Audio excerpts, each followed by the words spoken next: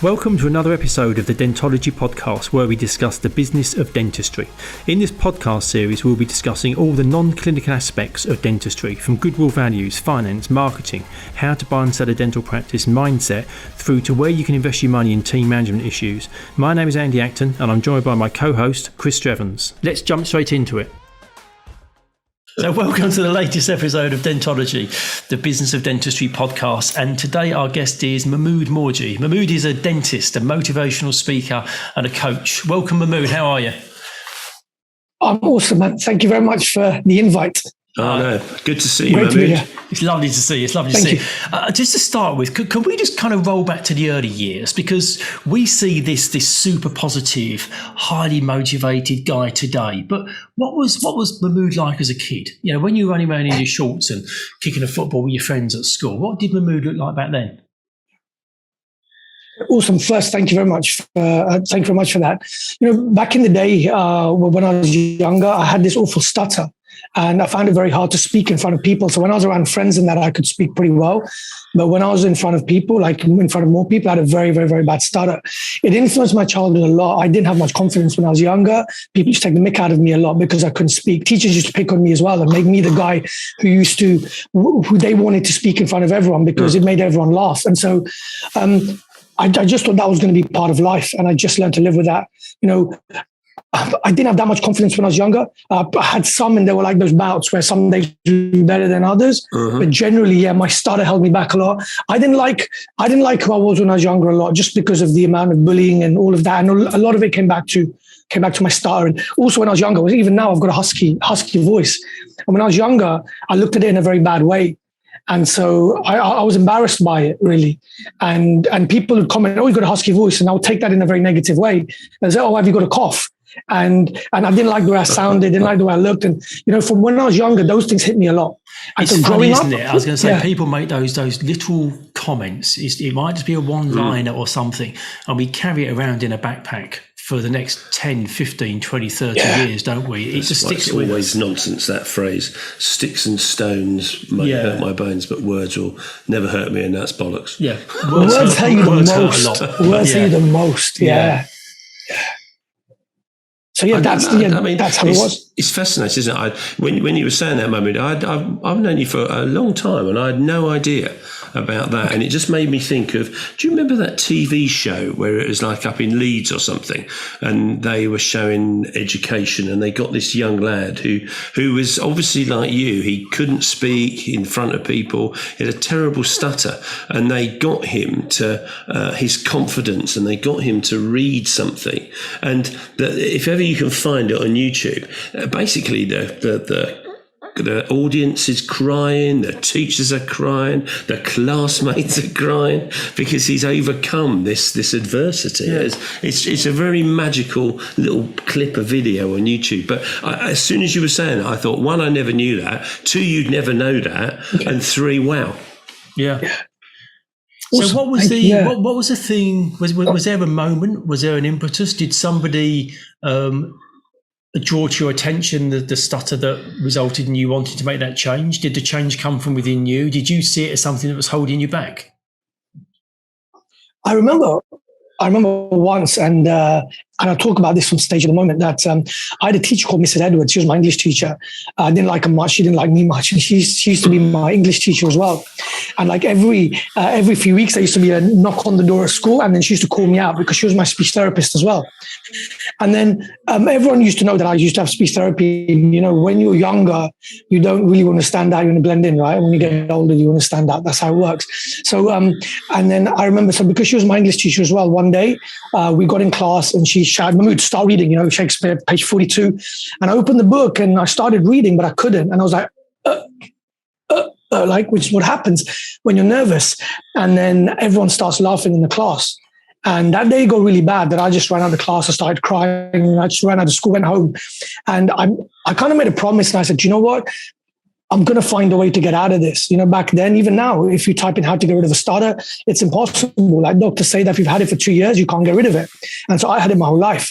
And so I didn't know what I was going to do. But that day, I kind of made a decision. And I said that if this stutter continues, I'd be going to the world with my hand out. And I never wanted to do that because I knew that it's not the way that I can become the person I want to be. So I planted the seed, but I didn't know what to do with it back then. And then like my whole journey after that was, how do I flip and get rid of this? And that's kind of where everything started from. But yeah, but it was tough. I mean, it was, I had a great childhood, I had a great time with family, loads of friends and things like that. But inside me, there was a massive confidence thing, massive thing that, the star was holding me back, my voice, all of that. And it's only now it's become my power, it's become my gift. But to be honest, Mahmood, I think there's lots of people that live their lives like that. Lots of people present an external projection of how they are, but they don't necessarily feel that confident in themselves. And when you see somebody who has genuine confidence in it, they're confident in who they are, what they stand for, what they're about, their skills and their knowledge. It's a really nice thing to see. It doesn't happen in many people. I don't think your upbringing, it was extraordinary in some ways, but not in others. I think lots of young people just don't really know where they fit. They don't have that confidence, and it builds over time. I think for me, the remarkable thing is you describe a picture of a kid that I can't even begin to imagine when I see you today. Somebody who will, bounce on stage and motivate an audience. So this kid in his shorts who was unable to speak without stuttering. It just shows that anyone who says you can't change, it's cognitive, you can. And how long did it take you to overcome your stutter, Mahmood? So what happened is, in 2016, my life took a massive shift. What happened is I lost one of my practices. So I lost a practice that cost me about £500,000. That was that I was going to sell that practice that year. And then I lost that. It was a massive tendering process, things like that. And what happened is that sent me back. And so that's kind of all I had back then. And when that happened, it kind of put me in a downward spiral. And the person I went to for the help at that point was my father. And, dads always have the right thing to say at the right time, right? Always. So I remember a conversation with my dad, and my dad said 3 very important things to me on that day. He goes, look, Mahmood, number 1, never give up on your goals. He said, number 2, never stop serving people, right? So just because something's happened to you, don't stop helping other people, because I used to love helping people. He said, number 3, you don't understand now, but the dots connect looking back. They never connect looking forwards, right? We've all had things in our lives which have happened. And at that point, we thought it was crazy. But then later on, we realized how lucky we were to go through that, because that's what grew us. So at that point, I couldn't understand. I didn't understand what all that meant. So my dad gave me a book to read, and it was a book called Habits 101. So I went home and I read that book, and what that book showed me is that there's the uber successful people, right? The 1% of the 1% of people. And the way that they become successful, it's not like, it's one thing. And one thing that they will have in common is that they do something every single day, early in the morning. It's normally related to their health. And I said, look, I haven't got anything to lose right now. So what I did is I started that. So I started running every day early in the morning between 5 and 6 a.m. when everyone's asleep. And it was horrible, right? London, January, 2016. It was just horrible. But what I realized is that the running gave me some me time. It allowed me to think about myself, it didn't give me a solution, but it allowed me to cope, right? Very different. And then what happened after that is, I felt that I could cope with anything. I felt that I could cope with the loss of my practice, and I knew there was a way forward. I didn't know what it was, but I just knew there was a way forward. And fast forward in May, my father passed away. And in the same year. Yeah. Wow. A few months after that. And the way that I coped with the death of my father was the fact of my running, that the running kept me going. And so when I looked back, the dots connected perfectly, right? That if I didn't lose my business, I'd have never found that coping mechanism. But because when my father died, who was a rock of my life, the running helped me cope with his death. And when he passed away, the 2 massive takeaways which came for me were, number 1, that my dad was happy when he died. Like, he told us he was going to die that day, and he died 2 hours after he said he would. And he was happy. And he did everything he wanted to do. And me, I was flipping miserable, right? You know me from back in the day. Okay, I loved dentistry for the first 7 years. For the other 7 years, I hated it. We're always talking about how to get out and what I can do and things. We've had those conversations, right? Yeah. And I was unhappy. I was really unhappy, but I didn't know what else to do because I was a dentist. And that's all I knew what to do. And it's like, what do? I wanted to be able to speak, inspire, help. But the stutter held me back so much. I didn't know what to do. And so that's when my life shifted on that day. That journey started was, look, I want a day when I can die and I can be happy and I've left my mark. And at the moment, if I die now, it's been a waste of a life. That's how I felt it. And so that's the day when everything shifted for me, was that day. Wow. So going back before we kind of get into what you're doing now, obviously you were a dentist, you've had practices, you're no longer in practice now, but did you choose dentistry? Did dentistry choose you? Have you got history? Family heritage? Is there family history? Was there pressure to get into dentistry? Medical. There's no like when I wanted to do dentistry, my dad took me to one of our family friends, a dentist. He said, "Don't do dentistry whatsoever." He goes, "No," and I'm like, "Do you know what? That makes me do even more." So my dad was in insurance, and my dad was in sales. And so my dad said, "Why didn't you take over the family business?" I'm like, "No, that's not what I want to do." And so that closed that down. And so I went to dental school. But the reason I went there was for two reasons. Number one, I wanted to be a doctor. But I didn't want the life that a doctor had. I didn't want the late nights. I wanted to start a family early. I wanted kids early and things like that. So I didn't want that life. So I chose dentistry for two reasons. Number one, because of the respect it gives you, because everyone's like, "Oh yeah, you're a dentist." And number two, because of the money. That back then I believe that dentists do make a lot of money. Compared to, in my mind, what was a lot of money back then. And it was, so that's the reason which drew me into dentistry. But did I want to do dentistry? No. I enjoyed the theory part of it so much. I didn't really enjoy the clinical part, but I'm blessed with a good pair of hands. And as I came out, done some great work, great clinics, great patients. I did everything, but I got bored of it. Oh my God. Yeah. Got bored. I'd imagine the bits you enjoyed were talking to people. I loved that part. I loved meeting the different types of people. So I used to work, from Harley Street to Canary Wharf, and I used to at the board of Barclays and, CEOs of businesses, and sitting down and having chats with those type of people about what they've achieved, how they've achieved it. Like for me, that was everything. And then it was like, "Okay, can you lie back?" And it's like, flipping on, I've got 2 hours of this. So for where we are now, you obviously had this moment in business where, it felt like your world was crumbling. Your father obviously gave you great words of wisdom, the massive trauma of then losing your father. And there's a theme, and you're probably aware of Bronnie Ware, the Australian nurse who wrote the book, the Top 5 Regrets of the Dying. And for you, it felt like you didn't want to keep doing what you're doing because you weren't happy, and you knew there was a better life for you going forward. But was there a moment when you literally stopped and thought, "I can't keep doing this, so what I'm going to do is I'm going to become a global motivational speaker and a coach"? Was it a segue like that, or was there just a process that you went through while you worked out what you wanted to morph into? Great question, right? So the way it happened is yes and no on that. Number one, did I know what I was going to do now? No way. How did I fall into it? It was 2016. My father passed away, and then what I realized then is that I was driving down the road, and sometimes when you're looking for something, you find the answer. There's a great quote saying, "When you're ready, the teacher appears," right? And so I knew that I wanted to get out of it, but I didn't know what I was going to do. And as I was driving down the road, walking down the road, at some point, I remember seeing this quote by Gandhi, and what the quote by Gandhi said is that you'll find yourself when you lose yourself in the service of others.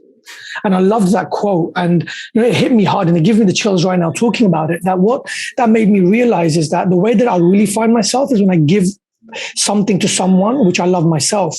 And so I realized, what is it that I can do? What am I great at? And it wasn't the dentistry part. I knew I was good at that, but that's not where I wanted to go. So I realized what I'd learned in the everyday running, the mental focus, the mental tenacity that gave me. I said, what if I could teach that to people? And so then I said, what if I put together a class, a fitness class, where I can teach people how to do this? So that's what I did. So I put together a fitness class of 15 people. I put it in my community. When I put it out there, it's this Asian community. People said, "Mahmood, no one's going to be interested in running, right? No one, Asians not interested in health." I'm like, and then they said, "Look, you won't get 15, you'll probably get 5. And I said, "You know what? I don't even mind if you don't get 5, as long as we get 1.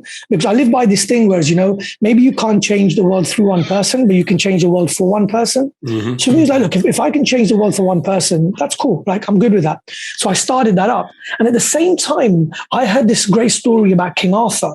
And what this story about King Arthur was, is back in the day, King Arthur sitting on this round table with all his knights. And he goes to, this is in England, right, in the forest.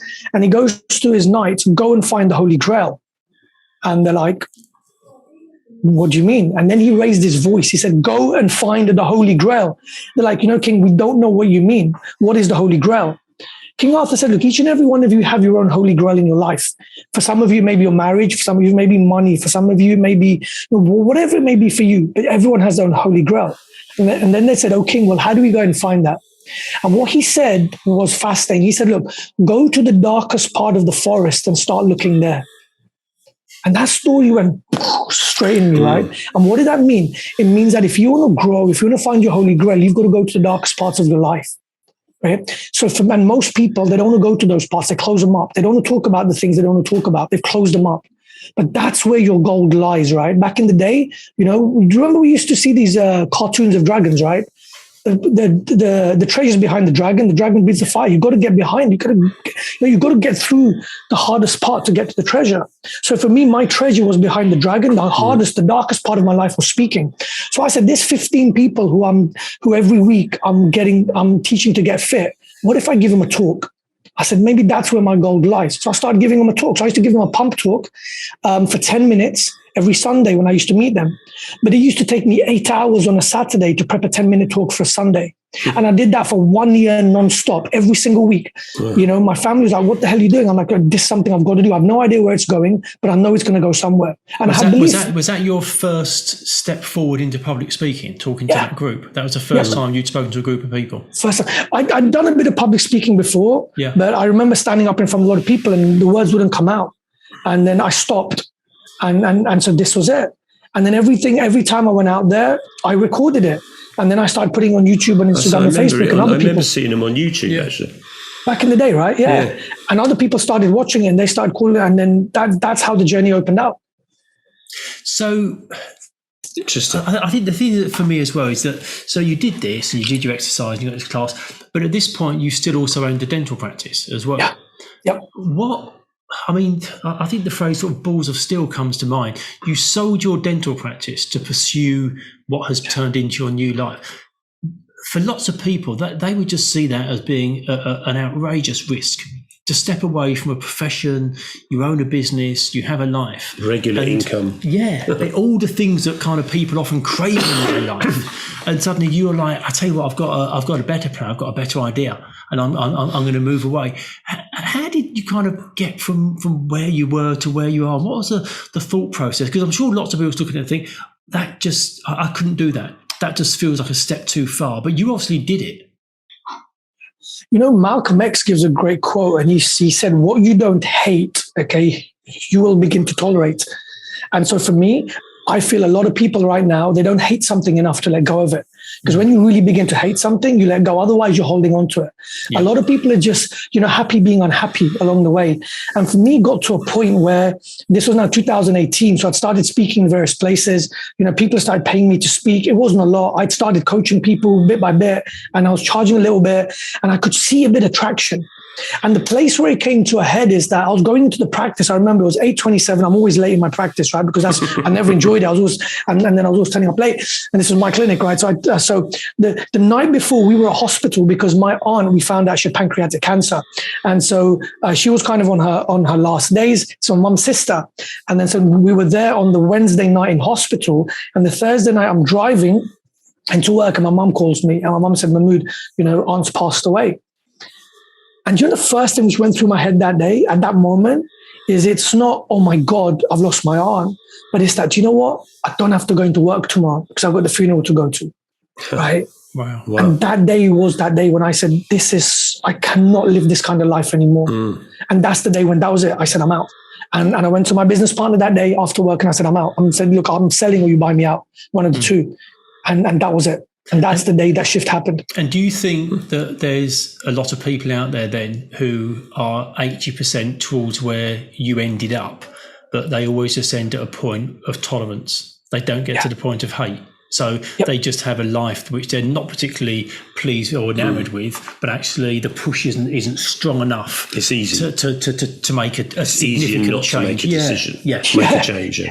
The amount of dentists right now who are part of my circle, I'm coaching right now, who are unhappy, but they don't hate it, it's phenomenal. It's huge. And do you know what? They're going into every work. They're going into every day at work, not happy.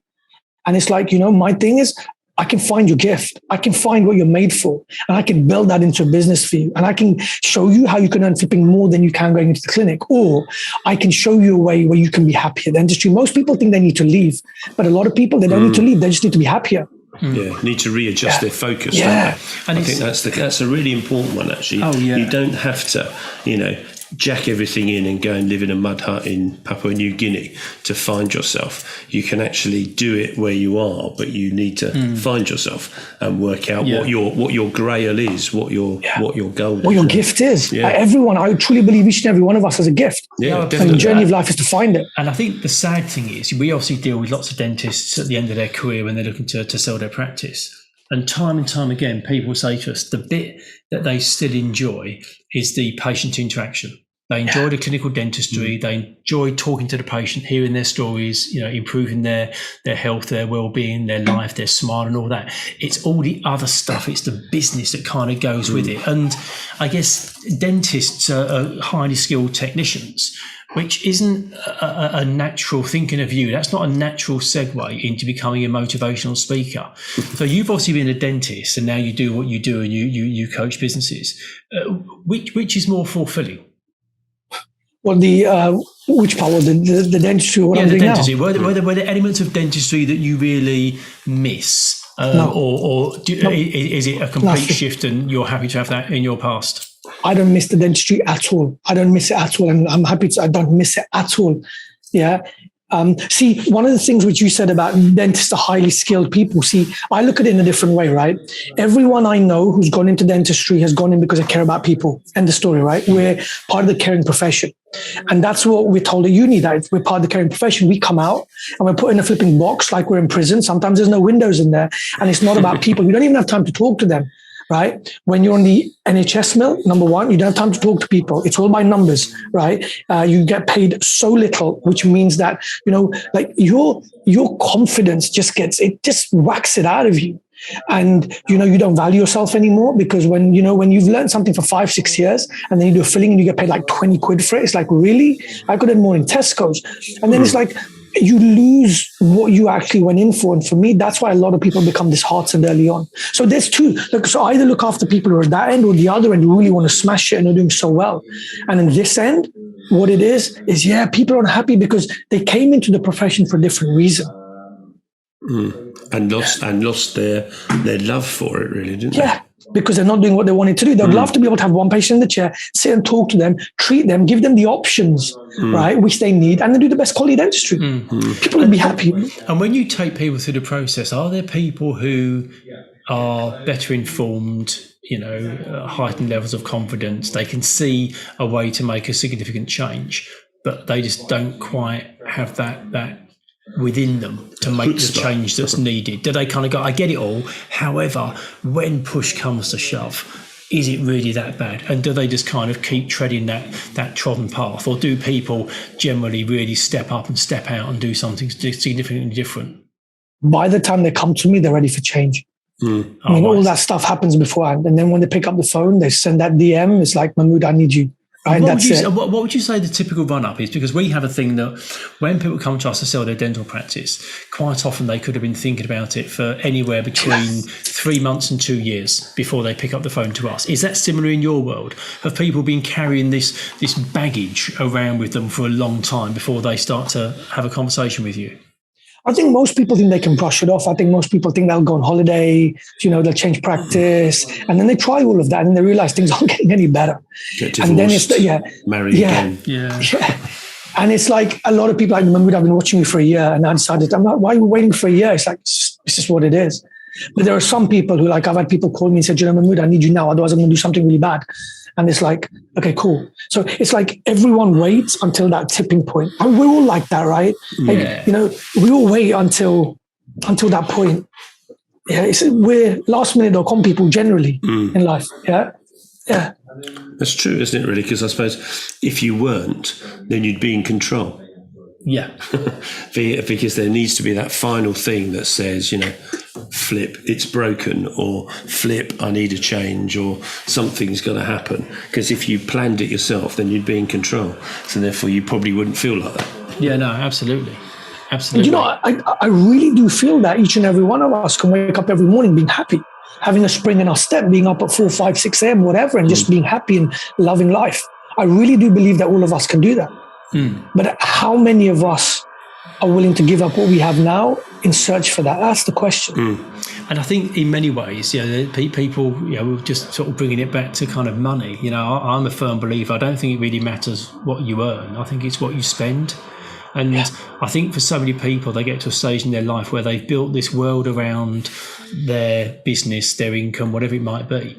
And it's their spending that means they have to keep doing what they're doing. Mm-hmm. And lots of people just find themselves in this kind of vicious circle where they can't really afford to change anything because it's just kind of a machine that's feeding itself. And for lots of people, just stepping out and doing something different, which is why I come back to your point, your situation where, you sold your business, you stepped out. And I guess at that point you had a pot of money that over a period of time was going to diminish, and this needed to work for you. You had to go all in. I had 1 year. When I sold my share of the practice, I had enough money to keep my family going for 1 year. That's it. And if I didn't make it work in 1 year, I'd have been back in dentistry. Yeah. And then the first thing I did is, I was speaking in LA, and I met a coach in the room, and he was charging €1 million to coach people, and that blew me, because I'm like, right now I'm like charging this much, and there was no. I just did because normally you go in, you do a crown or an implant, you get paid X amount, right? Yeah. But how can you put a value on your time? Yeah, that's different. How do you right? value yourself? Yeah. Yeah, and this guy values himself €1 million to one person. I'm like, wow, I need to be around you. So he ended up coaching me, not at $1 million, but he coached me in a group. And everything my father left me in my inheritance, I paid him. Okay. And he taught me that my biggest problem was my attachment to money. And he basically beat that out of me. And one of the best coaching I ever got from him was the fact that he let go of that attachment to money, which I had. And that allowed me to grow and allowed me to fly.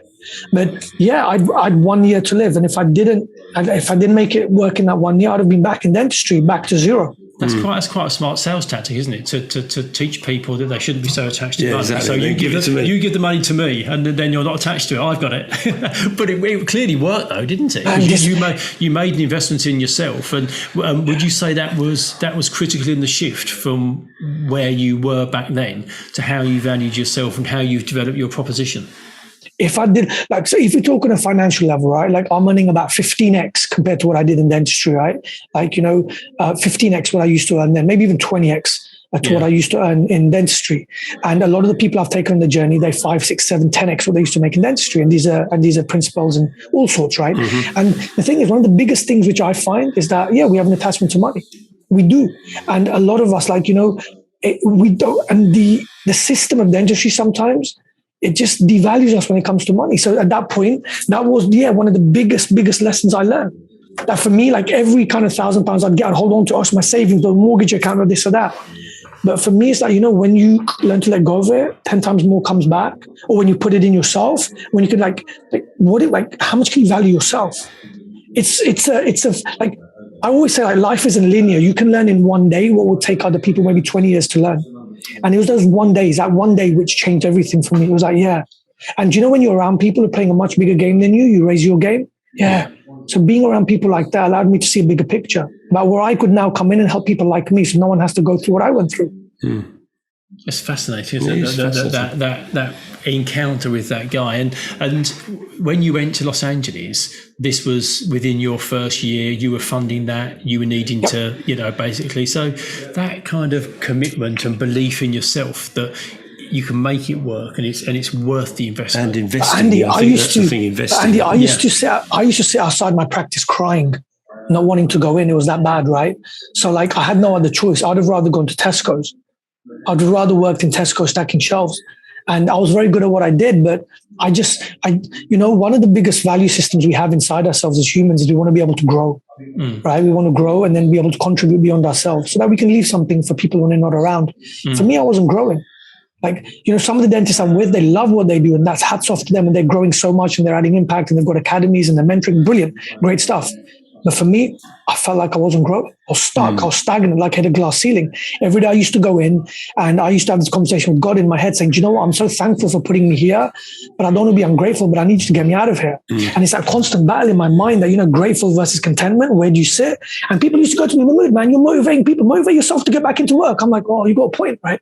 Why isn't this happening? And there's like that constant thing. And a lot of people, like, sometimes you just got to take the jump, because if you don't jump, the parachute doesn't open. And it was like, man, but it took my aunt to die, my dad to die. Like, it took all of these crazy, losing the practice, it took all of these crazy things for me to say, okay, fine, I'm going to take the jump. So what if I could have done that without that? Now, that's the thing. And clearly, from a fulfillment point of view, dentistry didn't work. You found the thing that's working for you now. What opportunities has this new world for you opened up that you never thought were possible? When you embarked on this journey of being a motivational speaker and a coach and a mentor on these things, what things have happened in your world since then that you kind of have to pinch yourself and go, did that really happen? The biggest thing, like money aside, right? Putting money aside, what this has allowed me to do is actually change people's lives. Every day when you get messages from people saying you've actually changed my life, right? That's awesome. And when you turn up somewhere and people want to meet you and take photos with you, and they want to sit down and have coffees with you and speak to you, that's amazing. That's a great gift. To be able to meet great people from around the world. Friday I've got to talk with Gary V in London, and in the US. Meeting people like your co-founder of Apple, Steve Wozniak, and Mel Gibson, and all these other people, right?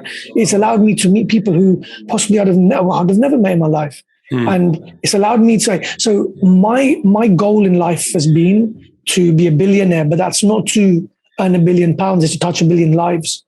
And for me, it's like, this podcast over here will help us get out to thousands of people. And for me, that's helping me get towards where I want to go. The ROI isn't money, the ROI is impact. And for me, I want as many people to be impacted by what I went through so they don't have to go through that.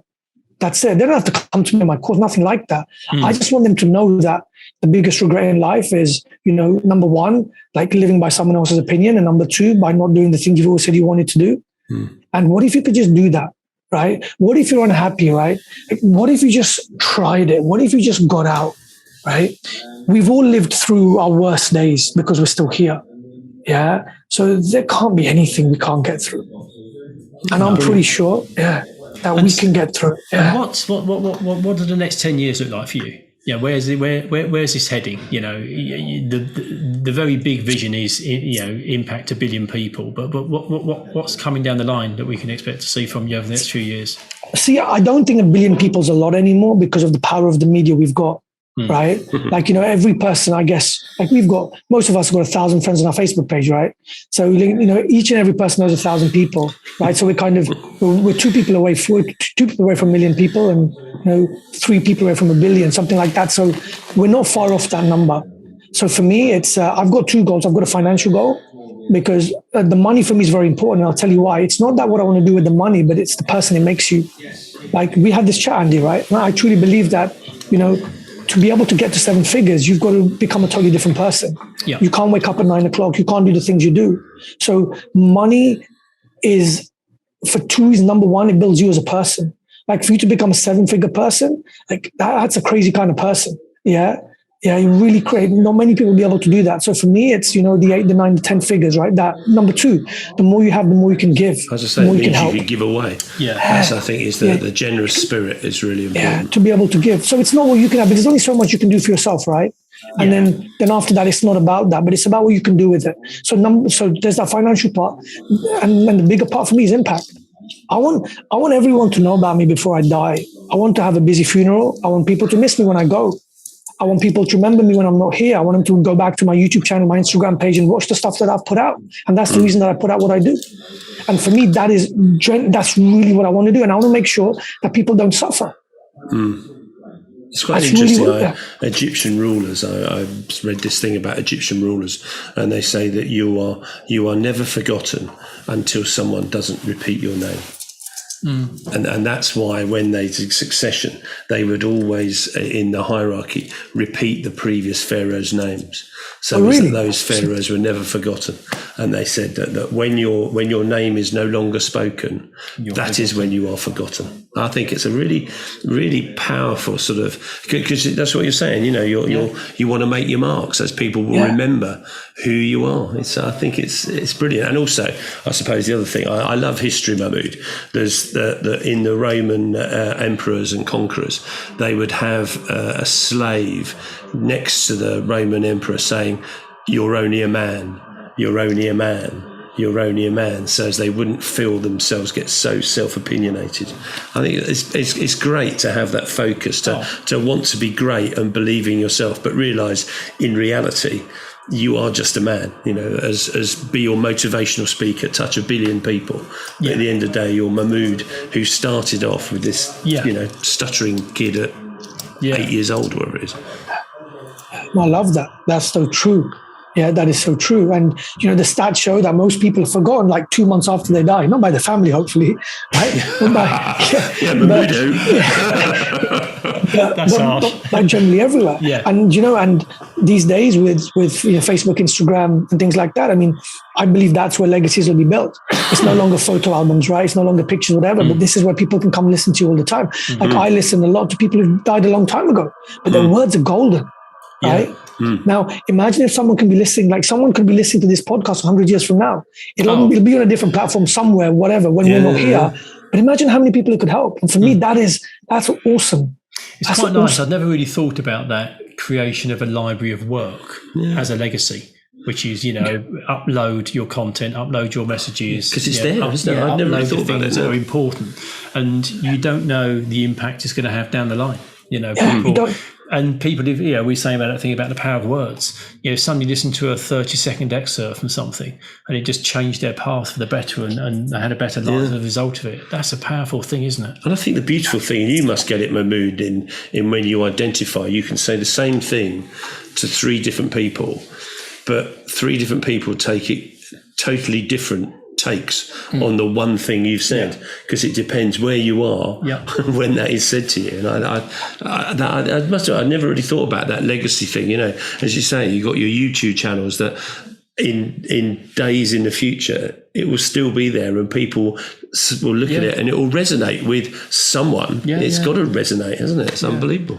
Knowledge doesn't change, right? Knowledge stands the test of time. Yeah. Right. Yeah. Like what we're talking about right now will be relevant in 100 years.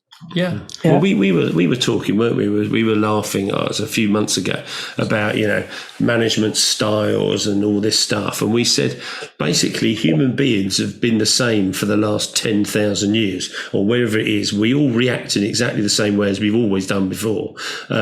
What happens is that our stimuli and our education and how we learn has evolved and changed, but ultimately we've still got the old hippocampus sitting in our heads going, and it's that evolution, isn't it? We are human beings, so we react in a way to certain things. Yeah.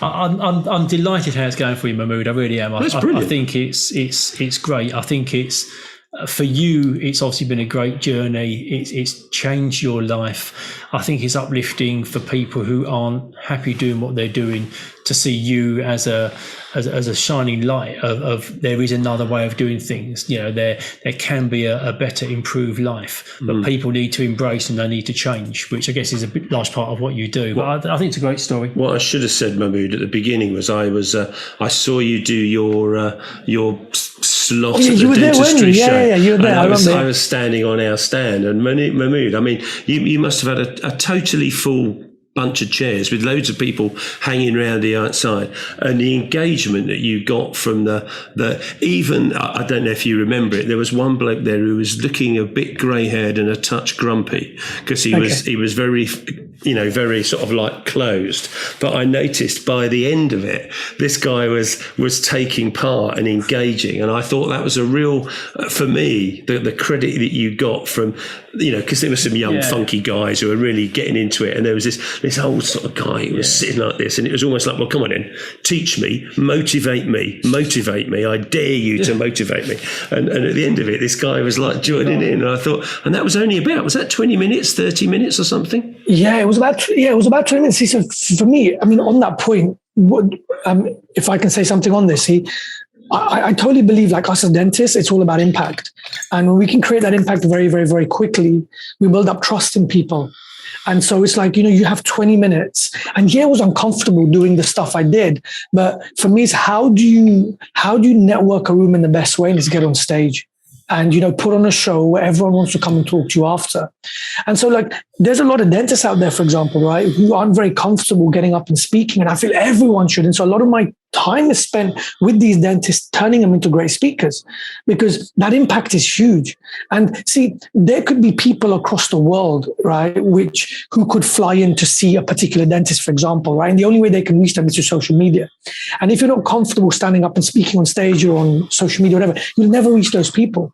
Yeah. And I want to bring that in right now and to be able to help people achieve that. And that's what we're doing on one end. And on the other end, it's helping the other guys. But yeah, on that day, it's like even the most grumpiest of people want to be motivated. Yeah.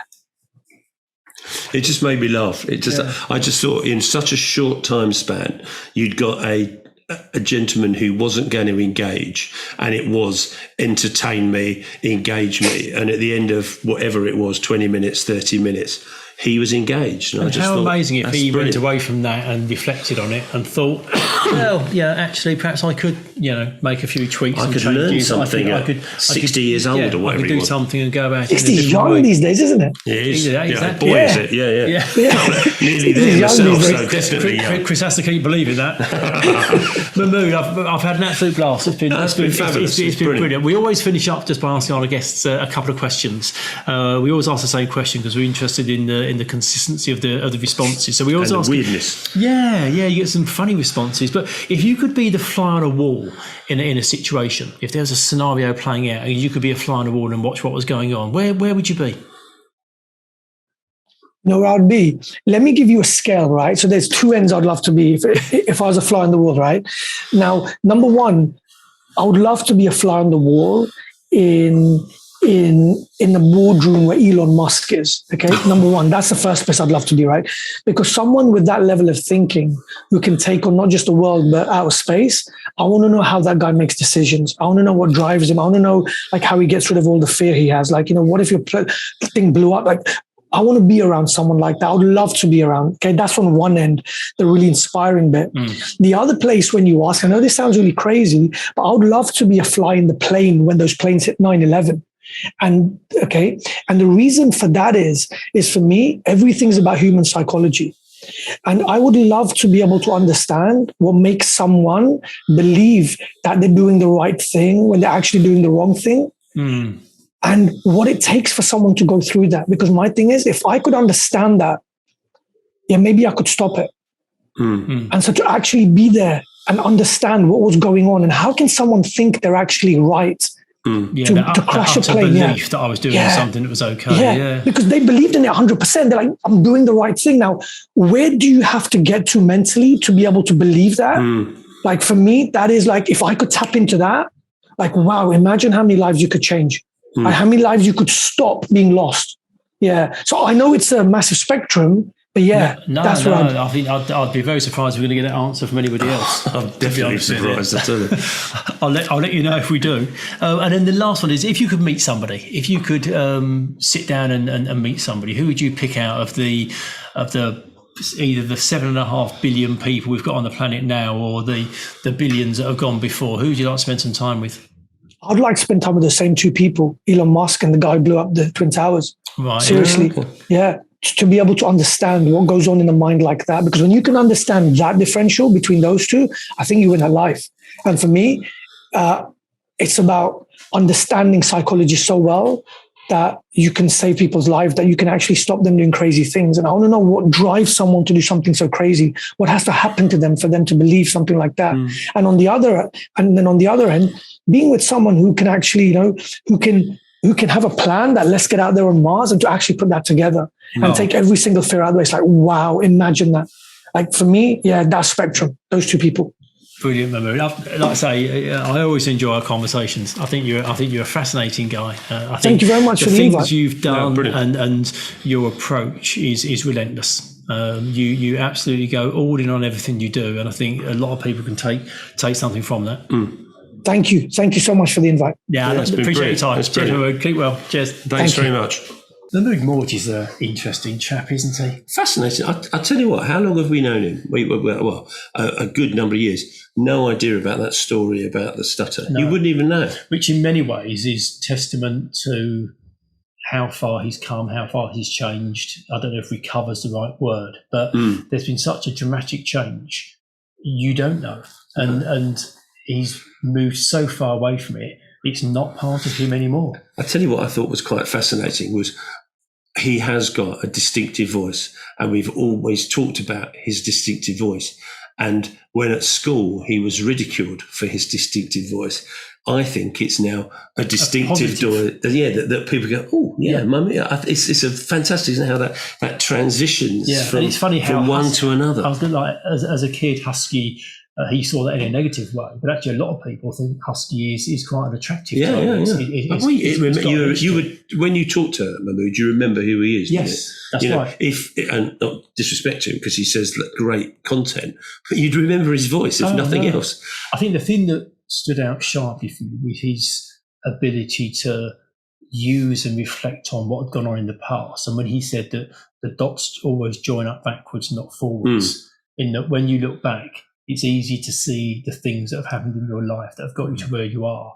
But I think for lots of people, they can't see that there are future dots and what that might look like in their future. Yeah, and I think it's quite interesting. If I was to look at all the people we've spoken to, I think all of them, and including ourselves, there's a defining moment of something.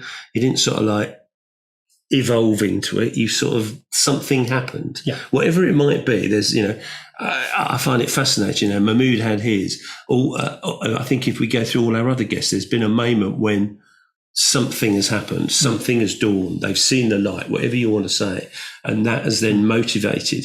And then you wonder, is there lots of people who never see that light, or do they see the light and just not do anything with it? And they turn it out. And I think now, because he's doing what he's passionate about, his results are eclipsing what he did in dentistry, because he was clearly never particularly happy in dentistry. Yeah, which is amazing as well. Which is staggering. I'm sure the listeners are going to take a lot from that episode. It was great. Thank you for listening to this episode of Dentology, where we discuss the business of dentistry. If you like what you heard, please do subscribe where you found this episode. That would be amazing. And also follow us on Instagram.